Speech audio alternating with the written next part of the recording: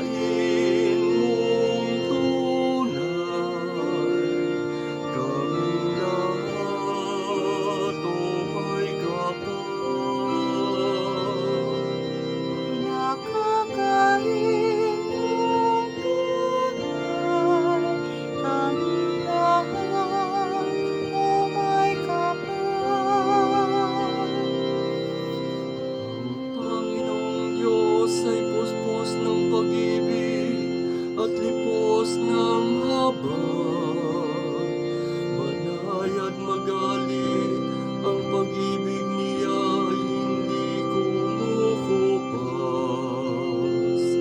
Siya ay mabuti at kahit kanino hindi nagtatangi. Sa kanyang nilikhang pagtingin niya ay mamamalagi.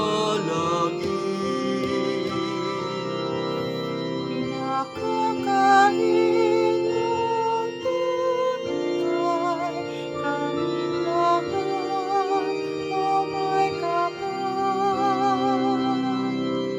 Daming Panginoon ang inaasahan ng tanang nabubuhay.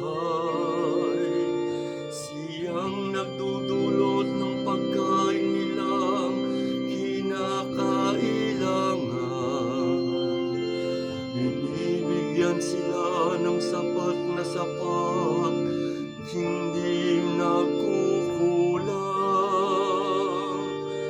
Ano pa't ang lahat ay may tinatanggap na ikabubuhay.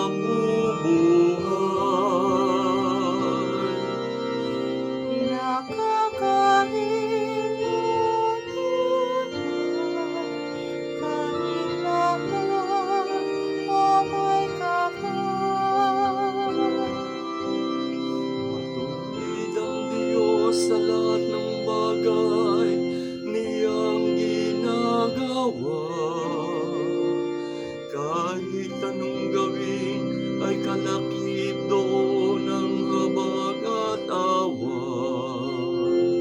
Siya'y nakikinig at handang tumulong sa lahat ng tao.